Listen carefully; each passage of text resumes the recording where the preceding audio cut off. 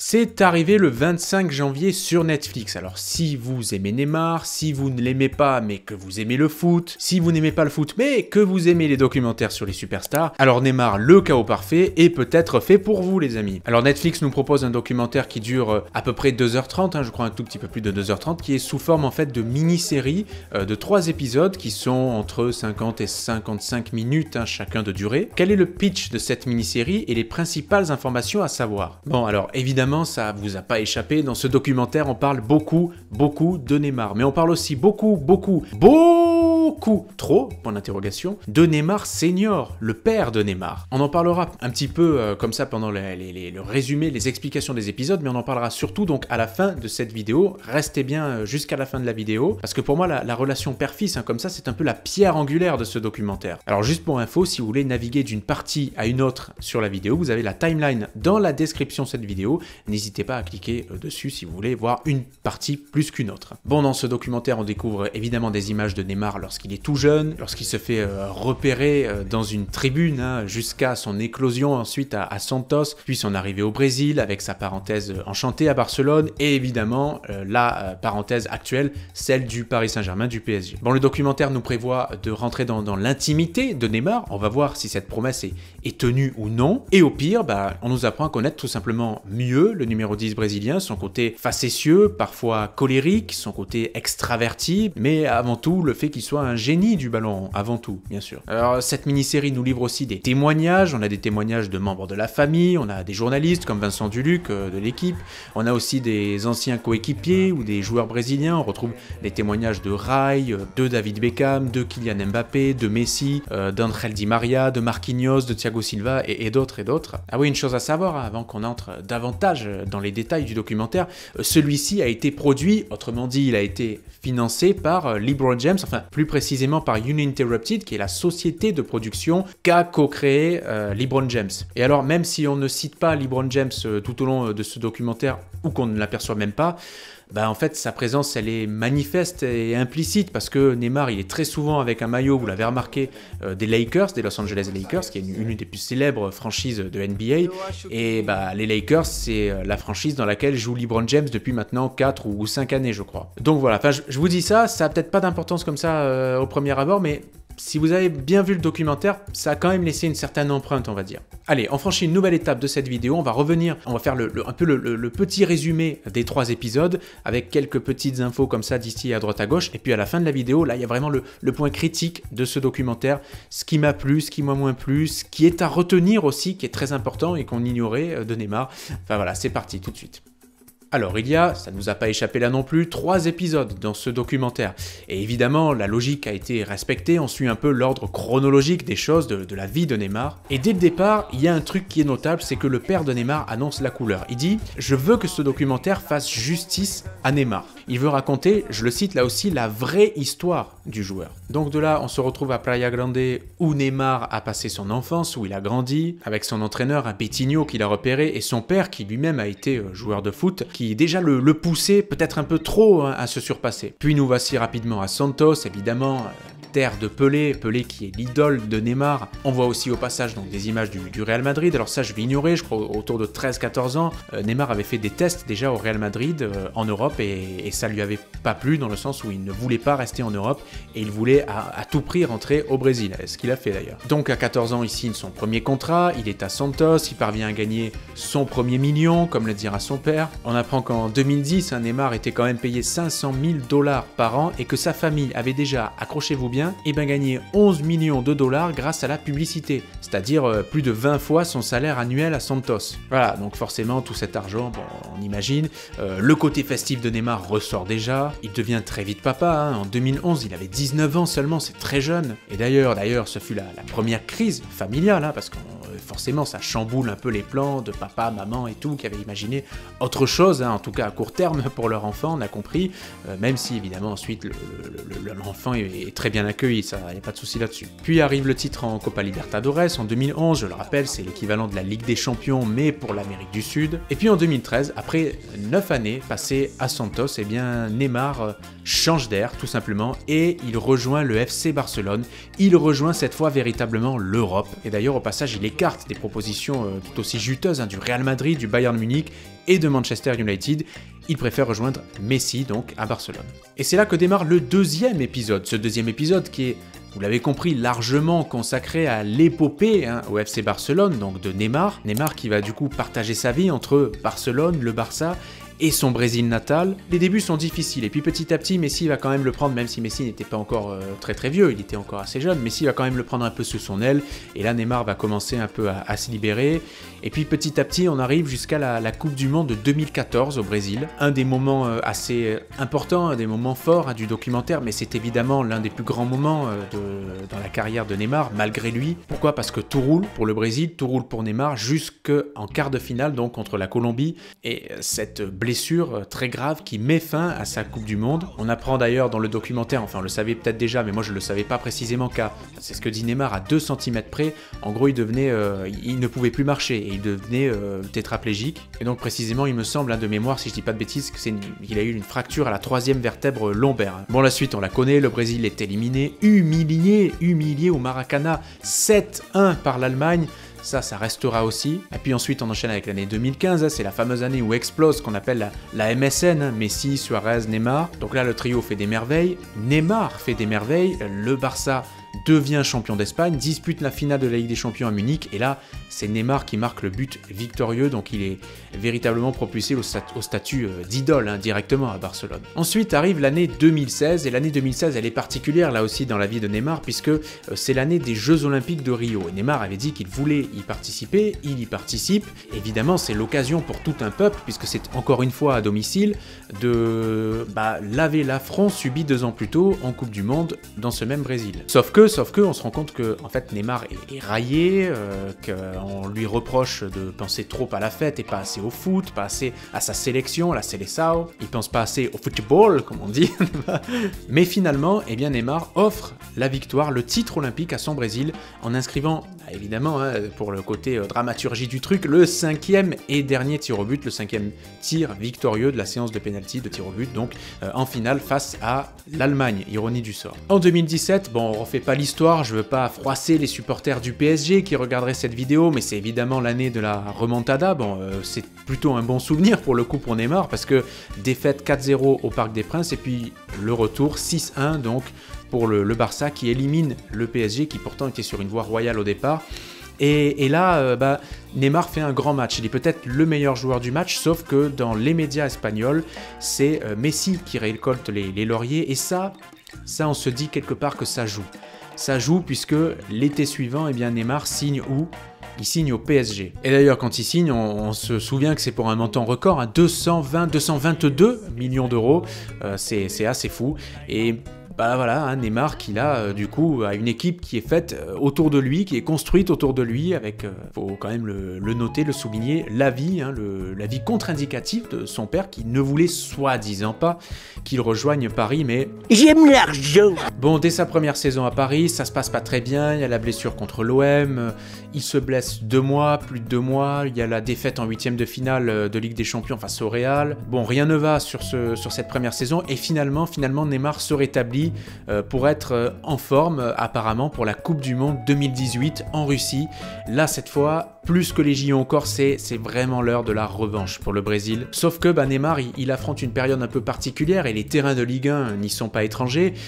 On sait qu'évidemment la Ligue 1 c'est un championnat qui est beaucoup plus physique, donc Neymar il est plus souvent taclé, il est chahuté et Neymar il a tendance un peu à en rajouter jusqu'à être parodié, raillé, jusque dans son Brésil natal. Bon, il y a eu plein de trucs qui sont sortis qui étaient assez drôles, mais on reproche évidemment à Neymar pour un simple tacle de faire 10 ou 15 tours sur lui-même. Je vous montre comme ça l'image, vous voyez de quoi je parle.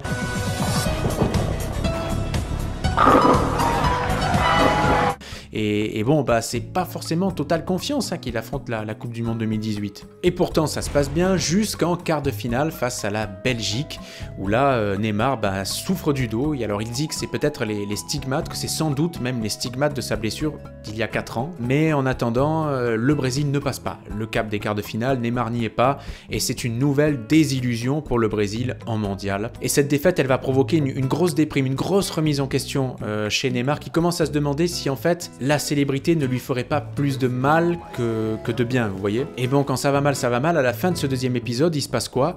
Il y a cette fameuse accusation de viol hein, qui va, vous le savez, le pousser à être entendu à Sao Paulo pour des faits qui se sont déroulés dans un hôtel à Paris. Bon, on va pas non plus refaire l'histoire, mais je le rappelle, une femme l'avait accusé, vidéo à l'appui, de l'avoir frappé, etc. Sauf que on avait vu des extraits de cette fameuse vidéo et il semblait bien que sur cette vidéo, c'était plus la femme qui frappait Neymar et donc ça avait été classé sans suite. Hein, Neymar, on avait abandonné les poursuites sous prétexte que donc la vidéo ne montrait rien, qu'il n'y avait pas de preuves pouvant attester des accusations de cette femme envers Neymar. C'est intéressant, le sentiment est mitigé au moment de voir cette partie-là dans le documentaire parce que sur le coup, tu te dis, c'est bien justement que, parce que le documentaire il n'est pas à charge hein, sur Neymar, donc tu te dis, c'est bien que ce soit quand même abordé parce que ça fait partie de sa vie, c'est une épreuve qui a été très dure à affronter pour lui, pour sa famille, pour ses proches, pour son club, pour tout le monde, pour tout l'environnement en fait qui gravite autour de Neymar. Et c'est bien de l'avoir abordé, sauf que je trouve qu'on aurait pu justement entrer un peu plus encore dans les détails vraiment des répercussions que ça a eu sur sa vie, vraiment. Parce que ça a eu des répercussions sur la vie de Neymar. Et ça a pas trop été abordé, mais quand même, à ce moment-là et après cette partie-là de sa vie, son père vient quand même tirer la sonnette d'alarme. Et là, il lui dit, fais attention, surtout, il faut pas que tu fasses la moindre connerie parce que sinon tu remettrais en question tout ce qu'on a construit autour de toi et autour de ton image. Et tout ce qu'on a construit, en fait, on a bâti ton image. J'aime l'argent. Et là c'est bien que ça a été abordé quand même, mais même si je suis, on en parle dans la dernière partie de la vidéo, un peu quand même réservé là-dessus, s'installe un vrai mano à mano, hein, un bras de fer entre Neymar Junior et Neymar Senior, et on a Neymar, le fils, donc qui tient tête un peu à son père, il lui dit, en gros, t'es tout le temps dans mes pattes, t'es tout le temps derrière, j'en ai marre, etc. Neymar Senior qui lui dit, oui, mais moi, c'est dans ton intérêt, il y a le business. Neymar qui reproche du coup à son père d'être trop agressif, son père qui lui reproche à son fils de ne rien pouvoir lui dire, et tout ça, patatras, Neymar, il veut faire quoi? Il veut rentrer à Barcelone, il veut quitter Paris. Et c'est là qu'on enchaîne donc avec le troisième épisode de ce documentaire. Là, son père qui nous dit dans le documentaire qu'il ne voulait pas que Neymar aille à Paris, maintenant il nous dit « je veux pas que Neymar rentre à Barcelone ». J'aime l'argent. Bon, on sait, l'histoire a prouvé aussi qu'il y a eu une proposition carrément de négociation à l'amiable avec le Barça. On sait que Neymar a proposé plusieurs dizaines de millions d'euros, même de sa poche indirectement, pour pouvoir rentrer à Barcelone, casser ce contrat avec le Barça. Le Barça qui soi-disant aurait mis encore plus sur la table que le PSG n'a mis sur la table pour lui, pour le recruter. Mais en tout cas, il y a un bras de fer. Neymar ne veut plus rester à Paris et c'est l'émir du Qatar. Pas Nasser El Khelaifi, hein, le président de Paris, c'est carrément l'émir du Qatar lui-même qui met son veto et qui dit les gars, Neymar, il reste là, un point c'est tout. Sauf que au début de la saison suivante, Neymar, il est pas accueilli de très belle manière par les supporters et on les comprend les supporters. Je suis pas supporter du PSG manifestement, mais si ça avait été mon club, j'aurais pas non plus bien accueilli Neymar mine de rien parce que quand tu sais qu'un joueur te dit je veux partir, je veux rentrer à Barcelone, il faut quand même du temps pour digérer, et quand on est supporter de foot, on réagit au jour le jour, et donc forcément on est déçu. Et les ultras, et pas que les ultras d'ailleurs, on l'a pas bien accueilli au départ au Parc des Princes, mais je vous l'ai dit, on change vite de position quand même quand on est supporter. Bon, il se passe un autre truc aussi quand même, en 2020, il y a évidemment la mort de Kobe Bryant.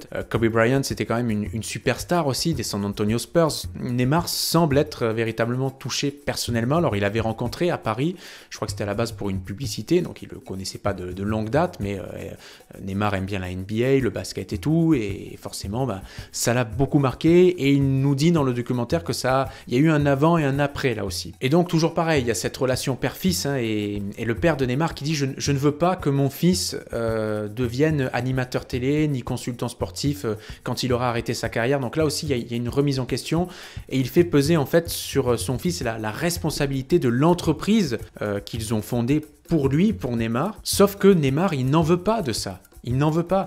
Oui, Neymar aime faire la fête, et on en reparle après, mais il aime aussi le football, et il ne veut pas de responsabilité, d'employés, d'entreprises, etc. à sa charge, ça c'est pas pour lui. Et puis le documentaire se termine donc plutôt début 2020, on est en février, la pandémie éclate, il y a le Final 8, on sait comment ça s'est passé, pour Paris qui est allé jusqu'en finale, il n'y avait pas de match aller-retour, c'était une confrontation directe, Paris qui perd en finale contre le Bayern, Neymar qui a ses chances mais qui finalement fait pas le meilleur match de sa vie, Paris ne remporte pas sa Ligue des Champions, le documentaire documentaire prend fin à ce moment-là et on nous montre pas la saison suivante, ni d'ailleurs la saison actuelle, mais ça c'est un peu normal pour voilà, le documentaire évidemment, ça prend plusieurs mois pour le monter, il y a une post-production, etc.